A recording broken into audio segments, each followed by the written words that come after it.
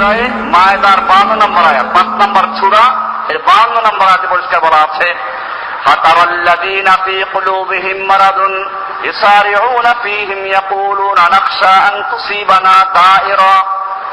ফাতারা আল্লাযীনা ফী কুলূবিহিম মারাদ, আপনি দেখতে পাবেন যাদের অন্তরের মধ্যে রোগ আছে, রোগ, যাদের অন্তরে রোগ আছে, শিরিকের রোগ, কুফরের রোগ, মুনাফিকের রোগ, জুলুম অত্যাচার রোগ, অহংকারের রোগ, গীবত করার রোগ, হিংসা করার রোগ, বিদ্বেষের রোগ, লোভের রোগ, মিথ্যা বলার রোগ, কৃপণতার রোগ, লৌকিকতার রোগ, ধোঁকার রোগ, নিজের মন বা কুপ্রবৃত্তি অনুসরণ রোগ, বেদাত করার রোগ, এই রোগগুলো যাদের মধ্যে আছে আপনি তাদেরকে দেখবেন তারা খুব দ্রুত কাফের মুনাফিকদের কাছে দৌড়ে যায় বিপদে পড়লি।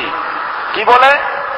ইয়াকুলুনা নাখশা আন তুসিবানা দায়রা, এরা বলে আমরা ভয় পাচ্ছি আমাদের কোন বিপদ এসে যায় কিনা, এই জন্য দৌড়ে গিয়ে ওদের মাহবুবের কাছে চলে যায়। সূরা বাকারা আর সূরা মায়েদার 52 নম্বর আয়াত।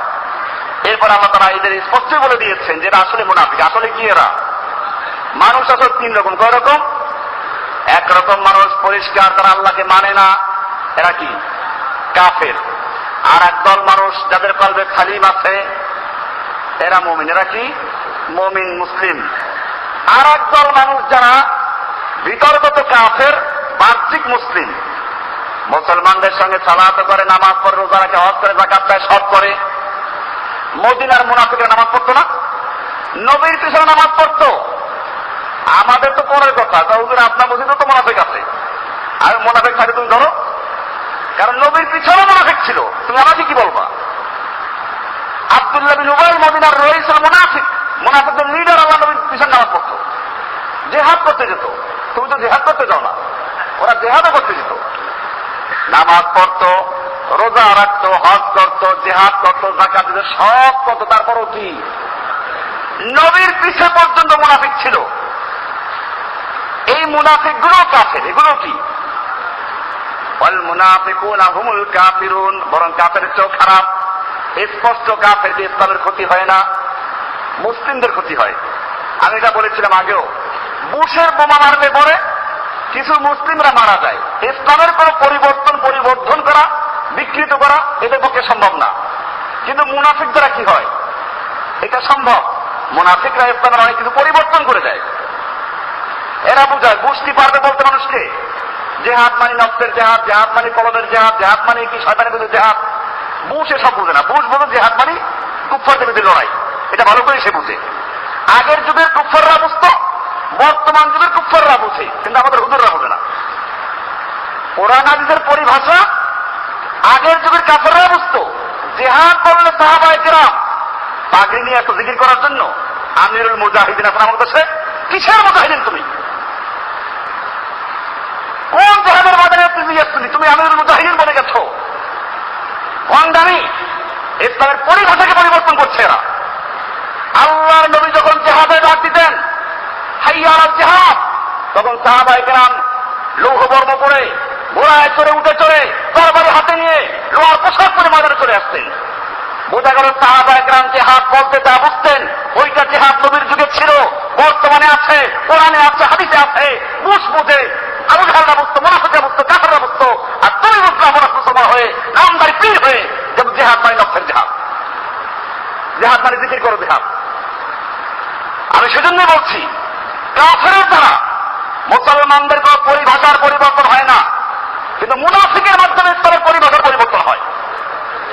এই জন্য কাফেরের চেয়ে মুনাফিক অনেক অনেক গুণে খারাপ। আল্লাহর রাসূল সাল্লাল্লাহু আলাইহি ওয়াসাল্লাম এই জন্য মুনাফিকদের সম্পর্কে সাবধান করতেন। কোরআনেও পরিষ্কার বলা আছে, ইন্নাল মুনাফিকিনা ফিদ-দারকিল আসফালি মিনান নার, নিশ্চয় মুনাফিকরা জাহান্নামের সবচেয়ে নিম্ন স্তরে অবস্থান করবে, কাফেরদের চেয়েও নিম্ন স্তরে। আরো মজার ব্যাপার আছে, কোরআন শুরু থেকে দেখবেন মজার বিষয়। কোরআনের সর্বপ্রথম সূরা বাকারার 5টা আয়াত মুমিনদের সম্পর্কে। কাদের সম্পর্কে? হুদাল লিল মুত্তাকিন, এখান থেকে শুরু করে মুত্তাকিন কাকে বলা হয়, তার কি বৈশিষ্ট্য, 5টা আলোচনা করেছেন মুত্তাকিনদের বৈশিষ্ট্য সম্পর্কে। এরপরে মাত্র 2টা আয়াত কাফেরদের সম্পর্কে। কাদের সম্পর্কে? ইন্নাল্লাযীনা কাফারু সাওয়াউন আলাইহিম আনযারতাহুম আম লাম তুনজিরহুম লা ইউমিনুন। এখান থেকে 2টা আয়াত হচ্ছে কাফেরদের সম্পর্কে আয়াত, এরপরে শুরু হলো ওয়ামিনান নাস মান ইয়াকুলু আমান্না বিল্লাহি ওয়া বিল ইয়াউমিল আখির। মানুষের মধ্যে একদল মানুষ এমনও আছে যারা বলে, মুখে বলে আমি আল্লাহকে বিশ্বাস করি, পরকালে বিশ্বাস করি, ওয়া মা হুম বিমুমিনিন, ওরা মুমিন না, ওরা মুনাফিক। এইখান থেকে শুরু করে 13টা আয়াত নাযিল করেছেন মুনাফিকদের সম্পর্কে। কয়টা আয়াত? কাফের সম্পর্কে কয় আয়াত? আর মুনাফিকদের সম্পর্কে কয় আয়াত? এরপরে আরো সামনে আছেন কোরআন শরীফে কাফেরদের নামে একটা সূরা আছে। কোন সূরা? কুল ইয়া আইয়ুহাল কাফিরুন। কয় পৃষ্ঠা? 2 লাইন। আমাদের এই তালিম সব 2 লাইন। আর মুনাফিকদের নামে একটা সূরা আছে। কয় লাইন? 1 পৃষ্ঠা 3 লাইন। আমাদের আমি বলি নাই, আমাদের তালিম সাহেব বলছেন যে কাফেরদের নামে যে সূরাটা ওটা হলো 2 লাইন, আর মুনাফিকদের নামে যে সূরা শুধু 1 পৃষ্ঠা 3 লাইন। বলুন সুবহানাল্লাহ। বুঝা গেল মারাত্মক কাফের না মুনাফিক? ইযা জাআকাল মুনাফিকুনা ক্বালু নাশহাদু ইন্নাকা লারাসূলুল্লাহ। এই নবী, আপনার কাছে যখন মুনাফিকরা আসে তখন তারা বলে নাশহাদু ইন্নাকা লারাসূলুল্লাহ, আমরা সাক্ষ্য দিচ্ছি আপনি আল্লাহর রাসূল। সূরা মুনাফিকুন শুরু এখান থেকে। আল্লাহু ইয়ালামু ইন্নাকা লারাসূলুহু, আল্লাহ জানেন যে আপনি আল্লাহর রাসূল। আল্লাহু ইয়াশহাদু ইন্নাল মুনাফিকিনা লাকাযিবুন, কিন্তু আল্লাহ সাক্ষী দিচ্ছেন মুনাফিকরা মিথ্যাবাদী।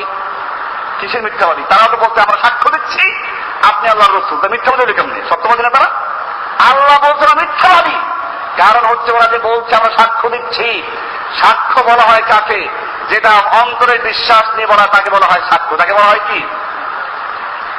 এই জন্য তারা যেহেতু মুখে বলা অন্তরে বিশ্বাস করে না, এই জন্য আল্লাহ বলছেন আল্লাহু ইয়াশহাদু, আল্লাহ সাক্ষ্য দিচ্ছেন ইন্নাল মুনাফিকিনা লাকাযিবুন, মুনাফিকরা নিশ্চয়ই মিথ্যাবাদী।